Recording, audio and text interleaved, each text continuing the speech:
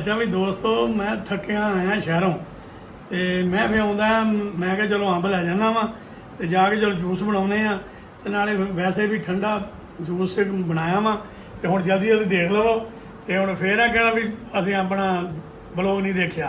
लो तुहानूं मैं ब्लॉग दिखा दिंदे आ हुण देख लो। अच्छा भी दोस्तों अज साडा दिल करदा कि जूस बना के पीए अंबां दा जूस।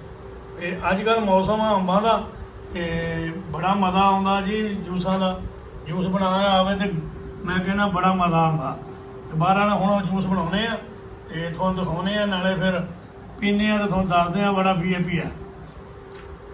लो भी दोस्तों मशीन चल पई आ हुण जूस बनदा पिया वा ते हुण जूस तैयार हो गए गिलासां 'च पावांगे ते फिर तुहानूं दिखावांगे ते नाले फिर पीवांगे ते तुहानूं दस्सांगे। हाँ लो जी दोस्तों एक जग बन गया वा ते हुण दूसरे जग दे विच अंब इकट्ठे पा रहे हैं।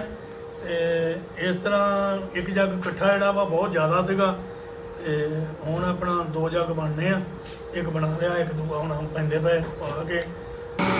लो जी हम दूसरा जग बन लग पिया वा ते मेरे इस तरह अगे पाया वा देसी दे विच बर्फ पाई दे विच ते हुण दूआ जग बना के देसी दे पा के बर्फ पई हुई है। लो जी दोस्तों जूस बन गया वा दोनों जग ते हुण देसी पा लिया वा ते बर्फ पा ਲਈ आ ते हुण ठंडा हुंदा वा ते फिर इहनूं अपना गिलासां 'च पा के ते नाले पीने आ ते नाले तुहानूं दसदे आ भी किदां जायका पर। हाँ भी दोस्तों जूस बन गया तो मैं देख लो आप पीन लगा हाँ देख लो भी इदा है कि तेन पता है कि मौसम आ अंब का ते अंब बड़ा मिठा वा जूस भी इदा का बनया कि बड़ा VIP। वाह जी वाह बड़ा VIP जूस बना ना रोटी भी खा रहे हैं जूस भी पी रहे हैं।